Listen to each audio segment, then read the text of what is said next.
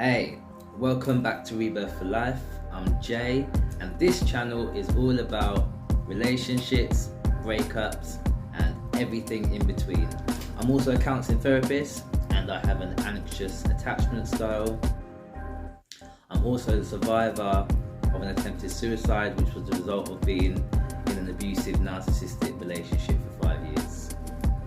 So, on that note, like, subscribe, and turn on any notifications so you're aware of any other videos that may be coming up. So let's talk. So what are we talking about today? Today we're going to touch on this. We're not going to touch. We're going to talk about the subject of an anxious attachment style, which is something that I have, an anxious attachment style, which can be very problematic in relationships for me as the anxious attachment and also the person that I can be dating. So what is an anxious attachment style? It's a style of attachment when you're in intimate relationships that can come across as very, what's the word? I don't want to say needy, but it means you give more than you receive because you're constantly in a fear of losing that person. You constantly feel anxious about the relationship. You always feel like that person could leave. You always feel like maybe you're not good enough. You feel like maybe you're not giving enough love.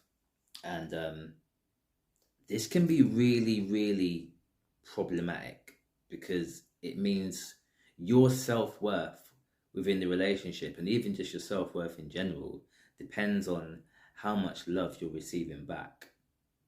And if you feel like you're not giving enough love or receiving enough love back, you can get all discombobulated in your head and thinking, oh my God, I've done something wrong, I've done something wrong, I need to love them more, I need to maybe buy more gifts, I need to do more, and you get into this vicious, it's not vicious, but you get into this cycle of over giving. So I mean, relationships are never 50-50. It's impossible for it to be 50-50 because everyone has different thoughts, feelings, and emotions throughout a month, a week, a day, a year, whatever. So it can be 80-20 or 60-40, whatever it is. But when you've got an anxious attachment style, it usually is the case where you're giving 80% all the time, or you're wanting to give 100% all the time. There's not really that balance. It's like when people say they love hard and they wear their heart on their shoulder. It's basically that's what it feels like to have an anxious attachment style. And where this can be really problematic, like, is that you're always seeking validation in the relationship for what you've been given. And when you don't get that validation, anxiety sets in. Anxiety sets in and it just makes you become a chaser. And no one really wants to be chased as such. I mean, there's a bit of chasing in the relationship, a little kissy, but you overgive to the point where it can become, in a sense, maybe stifling at times for the person on the receiving end. So how does this come about, the anxious style? Well, I had to learn this through having therapy myself. Even though I'm a therapist, therapists need therapists. And this is something it's created through childhood traumas. So I'm gonna give you a little backstory of how my anxious attachment style was blossomed, that it was created.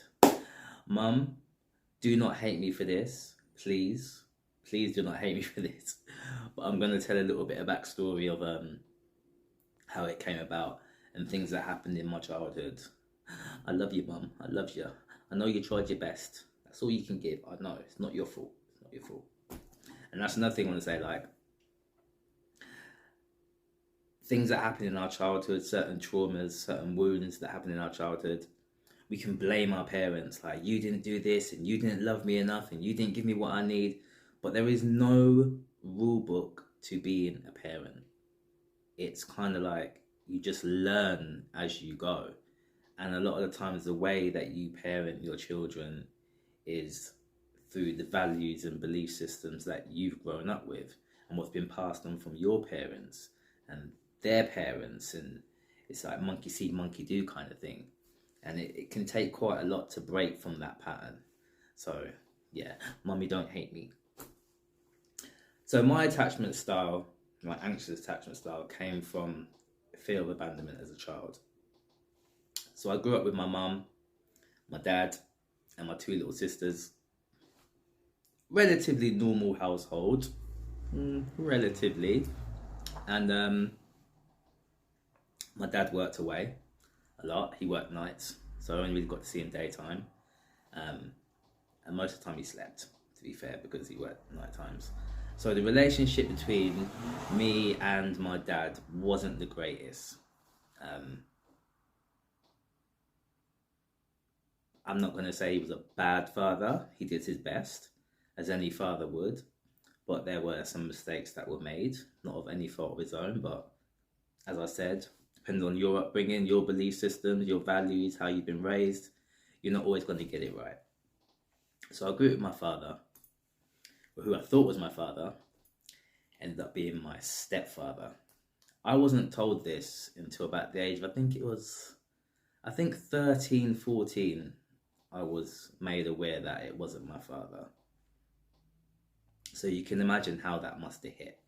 It was like, hold on a second, who's this guy that's been raising me and where's my father? And then how come nobody has told me, and what's going on here? Like, so at the time, I didn't deal with it. At the time, I was just like, I felt really guilty for not addressing it at the time and just being like, it's okay, mum, it's fine, and really fearful as well of maybe the consequences of lashing out as such. I don't know, but I do remember this feeling of feeling not wanted, and I felt betrayed, and I felt like there was a lot of deceit, and I felt like nobody loved me as such because no one had told me, and plus everyone in the family knew except me, apart from my sisters, of course. And I didn't really have anyone to talk to. So that was like a pain that I just kept inside and I locked away. Never really dealt with it. It was just like, okay, cool. But inside I was dying. Like literally I felt so much loss and so much fear, and like I felt abandoned in every which way. Like every which way, emotionally, spiritually. Like I just felt like I didn't belong. I didn't feel part of the family because it was my sister's dad. So there was this disconnect. So from that age, I kind of disconnected myself emotionally from the family. Kind of turned a little bit naughty, not gonna lie. Had a little bad stage, little naughty stage. I always wanted to find my father. I didn't find my real father until I was 26. It's a long, long time to be dealing with that. Along that way up to the age of 26, not feeling loved and always wanting love from my mother, I developed this attachment style, this anxious attachment style towards females. So my way of dealing with it was partying, sex, and drugs, particularly the sex. That was the only way I felt connected emotionally to a female. So I'd meet a female and I'd give him everything. And I'd make sure I was the best in bed, give him gifts, give him everything, but not really wanting to have much back. But it was like, I did want a lot back, but it was more how are they going to react to what I'm giving? That made me feel good. That made me feel loved, which is really strange. I don't. The concept of it sounds strange, but that's how it was. So I didn't really have any serious relationships as such. It was just always I'm gonna give, and then bounce. Give, and then bounce. And then it wasn't until I think about 2017 I had my first, I'd say, serious long-term relationship. But then it ended up being with somebody who was very, very narcissistic. But it's weird because people with an anxious attachment style, they attract narcissistic people because narcissistic people just like to take. They're takers. Whatever they can get from you, they take, whether it be emotionally, spiritually, physically, they take. So that attachment style is drawn to that because it's like you're taking, I'm giving, and the more you give is the more I'm like, yes, I'm giving and giving and giving. But at the same time, I feel really, really nervous because it could be a case of, oh, I give you a gift and the reaction wasn't what I expected. It might be like, oh, okay, that's nice. I'm like, oh my God, I've done something wrong. Maybe the gift wasn't good enough. Maybe they don't love me. Oh, maybe I should have bought something else. Maybe I need to try harder. So then the gifts will be more extravagant and the love will be more extravagant and the sex will be more extravagant. And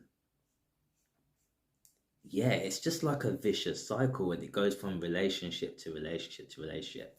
And unless you've really addressed those issues, you're always going to be in that state of anxiousness in the relationship. And it's really, really difficult because your self-worth and your love, like everything depends on how much love you can give to that person and how they react to it. And obviously everyone has good days and bad days, like emotionally. Some people aren't, you're never going to have a good day every day. So sometimes that person might feel a bit off. They might be a bit quiet. They might want a bit of space. They might not want a bit of sex. They might not want to be touched. And immediately you think, oh my God, I've done something wrong. I've done something wrong. What have I done wrong? What have I done wrong? How can I fix this? How can I fix this? And then the anxiety sets in and then it's just like more. And all it is that it's this fear of being abandoned, this fear of this person that I love is gonna go because I've done something wrong. So you're always nervous within the relationship. You're always overthinking. That's another thing as well. You overthink so much. It's like you constantly analyze everything about that person. You analyze what they say, what they don't say, the spaces in between what they don't say, their body language. And you're always thinking, if they're a bit off today, maybe I've done something wrong, let me try and fix it. And really that person just a bit quiet. Like, as everyone is, like, you have your good days and your bad days. It's nothing major. But with an anxious attachment style, it makes it really, really hard to kind of process and navigate what that person's feeling because you attribute everything that person does is down to you when really it's not down to you. So how do you deal with having an anxious attachment style? Well, something that I've learned is I have to journal quite a lot.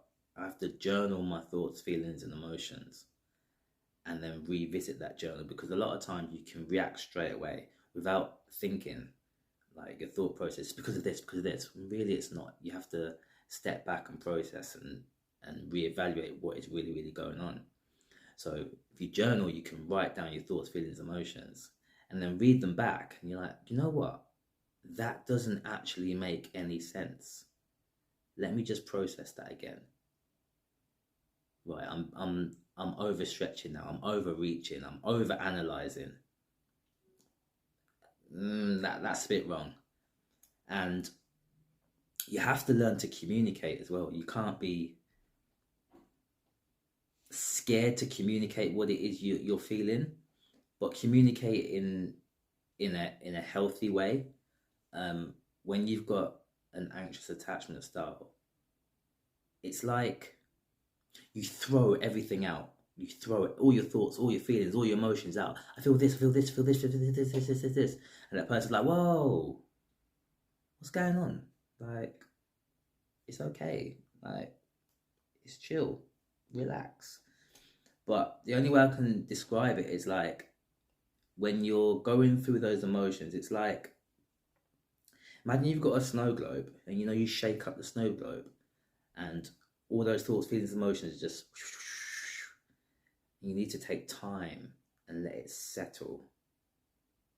So yeah, the meditation and the journaling combined gives you that time to settle and to not overthink and to just reevaluate what is actually going on. Another thing as well is to learn how to self-love and to realize that your self-worth does not actually depend on that person, on that partner, because you give so much and you expect so much back and you forget what your own needs are. You give, and you forget what your own needs are. And if you're with someone can be quite, I hate to use the word narcissistic, but have narcissistic traits, they can actually take advantage of that. And that's happened to me a few times where that person's taken advantage of that and you end up being in this cycle of giving, they're taking, and that puts you in a place that's even worse because they're taking, you're giving, and they're not really giving anything back. And then because they're not giving back, you want to give more, and then it creates this horrible loop, this horrible vicious cycle, this loop. So yeah, journaling really, really helps. Having a bit of meditation helps. I always advocate for meditation. I really do. Like, I was never a fan of it before. I didn't really understand it. But journaling really, really helps for you to just kind of, well, sorry, not journaling, meditation really, really helps to just kind of center yourself and put yourself back at a stable position where you can look at things through a lens that's not skewed. You can look at things through a lens that's more of what reality is. But yeah, focus on your self-worth. Focus on what makes you happy without the other person. So when you are in a relationship, your self-worth is not dependent on them. You've got your own self-worth. You've got your own hobbies. You've got your own coping mechanisms, your own way to self-soothe. Because once that person goes, or once that person kind of detracts from what you think the relationship is, it can send you in a spiral of thinking, oh my God, I'm not good enough. And then the fear of abandonment comes back from being a child and you're like, oh my God, I'm not good enough. Nobody loves me. My family doesn't love me.